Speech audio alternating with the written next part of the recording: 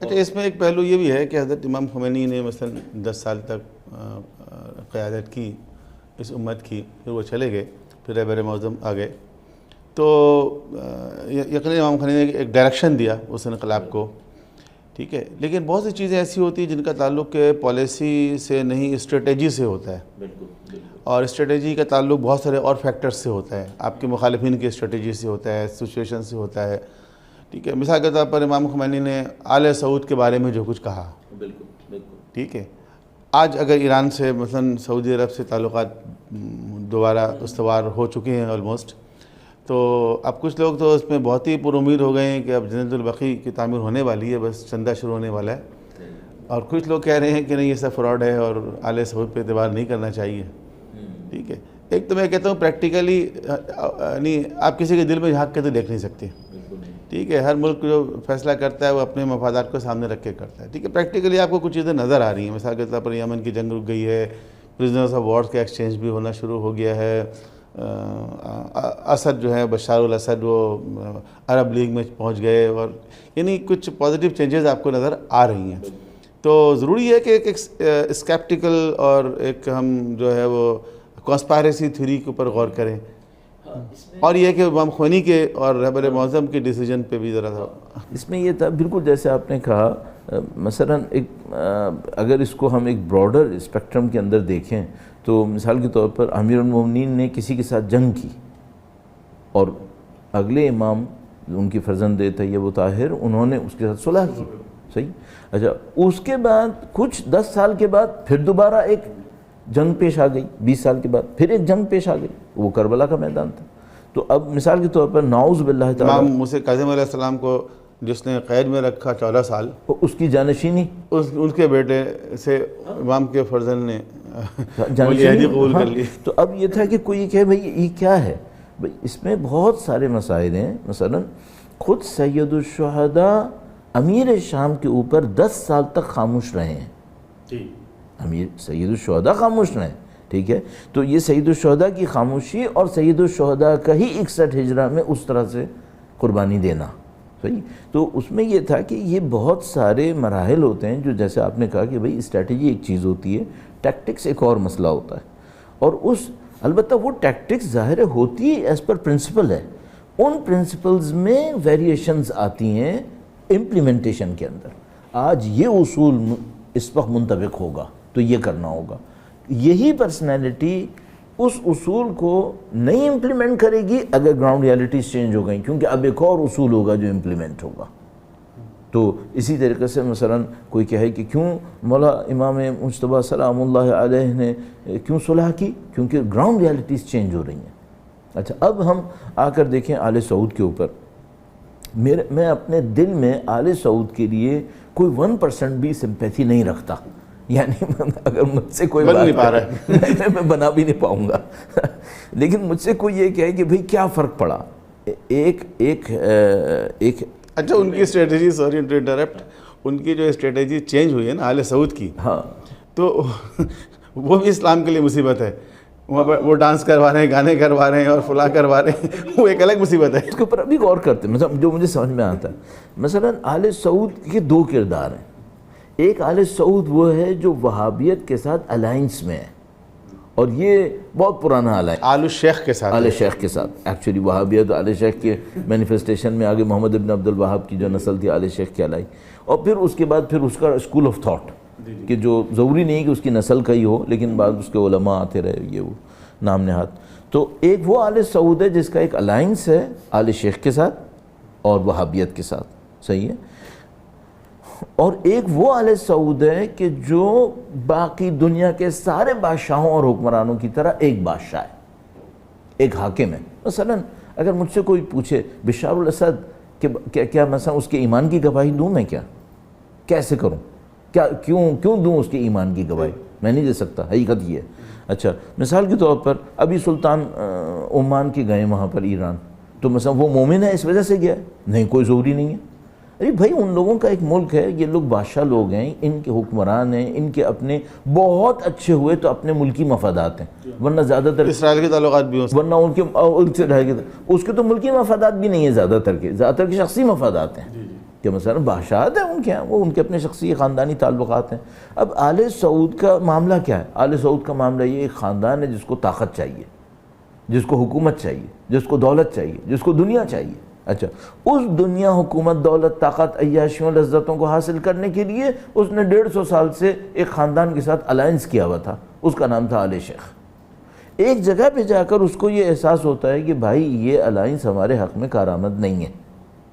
معاملہ ختم in some extent, at some extent مثلا۔ تو وہ یہ کہتے ہیں کہ بھائی ایسا ہے، اب ہمارا آپ کے ساتھ معاملہ نہیں بن پا رہا ہے، ٹھیک ہے؟ تو انہوں نے انہی وہابی اور آل شیخ کو اٹھا کے سزائیں بھی دی ہیں، جی ان کو جیلوں میں بھی ڈالا ہے، سارے کام کیے۔ کیوں؟ انہوں نے کہا بھائی اب ہمارا الائنس آپ کے ساتھ ہمارے فائدے میں نہیں جا رہا ہے، ٹھیک ہے؟ تو وہ جو جناب پہلے ان کے ساتھ کھڑے تھے اور وہ ہر ان کا حکم مان رہے تھے، فتوے دے رہے تھے، سارے کام کر رہے تھے، وہ معاملہ ختم ہو گیا۔ اچھا، اب جب ختم ہو گیا تو آپ ہیں کون؟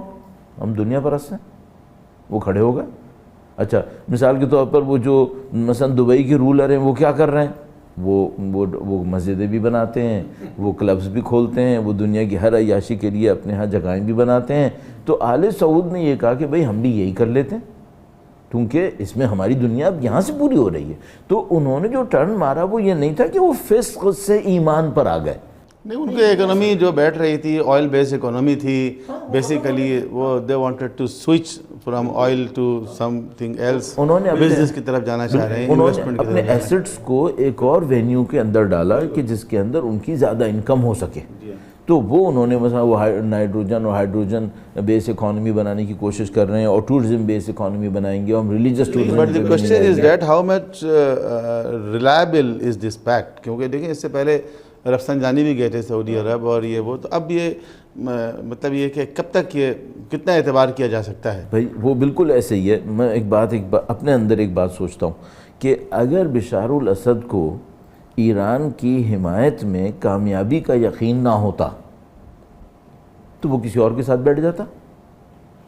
اگر اس کو یہ لگتا کہ میرے پاس کوئی اور سپورٹ بھی ہے جو مجھے سنبھال سکتی ہے، میری حکومت کو چلا سکتی ہے، تو وہ کس کے ساتھ بیٹھتا؟ پھر وہ کہتا میرا تو ان کے ساتھ ایمانی تعلق ہے، میں ان کے ساتھ بیٹھ رہا ہوں۔ نہیں، ہرگز نہیں۔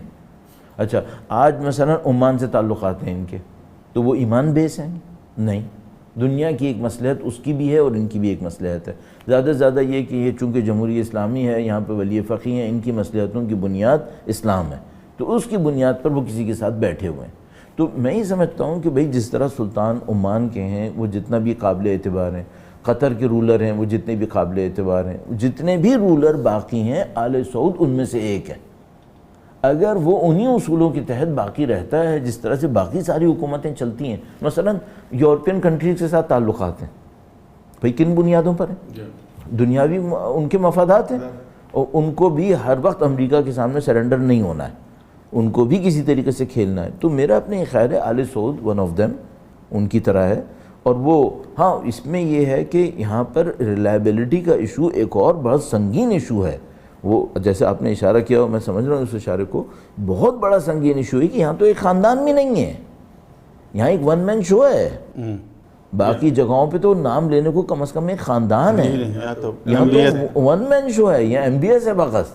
تو وہ ایم بی ایس کب تک چلے گا، کب تک اس پر اعتماد کیا جا سکتا ہے، کب اس کے دماغ میں کوئی نئی چیز آ جائے؟ بہت ایمبیشس ہے وہ تو، ہاں صحیح بات یہ ہے۔ تو اس نے اپنی مصلحت اس بات میں دیکھی کہ بھائی مجھے اگر اکانومی کو چلانا ہے، مجھے اپنے ملک کو چلانا ہے، مجھے اس جنگ کو ختم کرنا ہے، مجھے وہ ٹینشن جو میں نے سیریا کے ساتھ پال لیا بلا وجہ میں، یہ میں نے غلطیاں کر ڈالی ہیں، یہ مجھے صحیح کرنی ہے۔ تو یہی ایم بی ایس صاحب جنہوں نے یمن کے اوپر جنگ شروع کی تھی اور بشار الاسد کے ساتھ جھگڑا کیا اور قطر کے ساتھ جھگڑا کیا، ان تمام جھگڑوں کو مکا کر وہ اپنی اکانومی کو بڑھانا میں انڈین جنرل کی طرح سمجھ رہے تھے کہ انڈین جنرل نے کہا نا تھا لاہور میں ناشتہ کروں گا مثلا۔ ہاں وہ ناشتہ اب تک ٹھنڈا ہو رہا ہے، ہاں وہ نہیں ہو پائے گا، لاہور نہیں پہنچ پائے۔ وہ پاکستان پہ کہ اس کا کیا ایفیکٹ ہوگا؟ بھائی میں تو اس لحاظ سے سوچتا ہوں کہ وہ یہ جو ابھی جو کوریڈور کھلا ہے، بزنس کوریڈور وغیرہ، is it a part of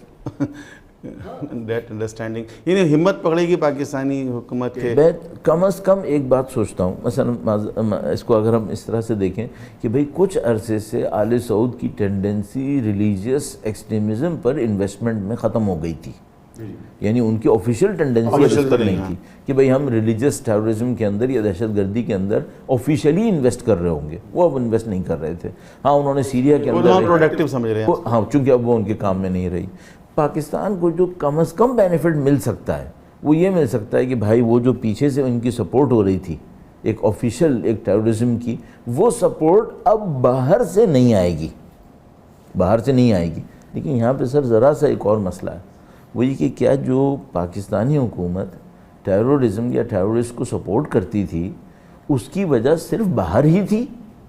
یا ہماری اندر بھی کوئی مصلحت تھی؟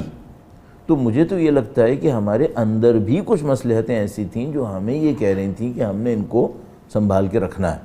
اچھا اس پہ ہم اب تک مثال کے طور پر یہ کہتے رہے بھئی یہ سعودیوں کی وجہ سے یہ ہو رہا ہے، لیکن مجھے لگتا ہے یہ نہیں ہے کہ یہ سب کا سب سعودیوں کی وجہ سے ہو رہا تھا. تو ایک فائدہ جو ہوگا وہ ہمیں وہ یہ فائدہ ہوگا. دوسرا فائدہ یہ ہوگا کہ یہ جو جگہ جگہ ایران سعودیہ کا ٹکراؤ پاکستان کے اندر بھی ریفلیکٹ ہوتا تھا بے تکی باتوں کے اوپر جس کا پاکستان سے کوئی لینا دینا نہیں ہوتا تھا، وہ تھوڑا سا کم ہو جائے گا کہ ہم ٹھیک ہے ذرا سا آپ لوگوں کا تو مسئلہ تھوڑا سا حل ہو وہ گیا. جو میں اشارہ کرنا چاہ رہا ہوں کہ یہ جیسے پاکستان بعض فیصلے کرنے میں ہچکچاتا تھا، جیسے مثال کے طور پر گیس پائپ لائن ہے، ایران نے وہاں تک پہنچا دیا، جی پاکستانی گورنمنٹ نے ایک وہ کر لیا تھا معاہدہ، وہ تو پیپلز پارٹی کا زمانہ تھا، زرداری صاحب نے جاتے جاتے وہ آخری دنوں میں وہ ایگریمنٹ کر لیا، اور بڑا خطرناک ایگریمنٹ ہے وہ، تو پتہ نہیں $17 بلین کتنا اس کا $18 بلین کا اس کے اوپر وہ ڈینٹ لگنے والا ہے پاکستان کو. تو یہ جو ہمت نہیں کر پا رہی تھی کنزیکیٹو گورنمنٹس، تو اب یہ کوئی کانفیڈنس فیل کریں گے کہ پیچھے سے کم از کم کوئی پریشر نہیں آئے گا. بھائی ایسی میں ایک بات کہہ رہا ہوں، پیچھے سے جو اصلی پریشر آنا تھا وہ سعودیہ سے تو نہیں آنا تھا، وہ تو آنا تھا امریکہ سے. وہ تو اب بھی آئے گا، وہ تو ابھی بھی آئے گا. ہاں یہ ہے کہ یہ پہلے یہ سوچتے تھے کہ بھئی اگر امریکہ سے پریشر آیا تو ہمارے پاس اس پریشر کو بفر کرنے کے لیے کوئی بھی نہیں ہے. صحیح ہے. اب ان کے تھوڑا بہت چائنا سے تعلقات ہو گئے، اب سعودیوں سے بھی، خود سعودی امریکن سے تھوڑا سا کٹ رہے ہیں، کافی حد تک کٹ گئے ہیں بلکہ، تو اور ایران سے تعلقات بھی برے نہیں چل رہے.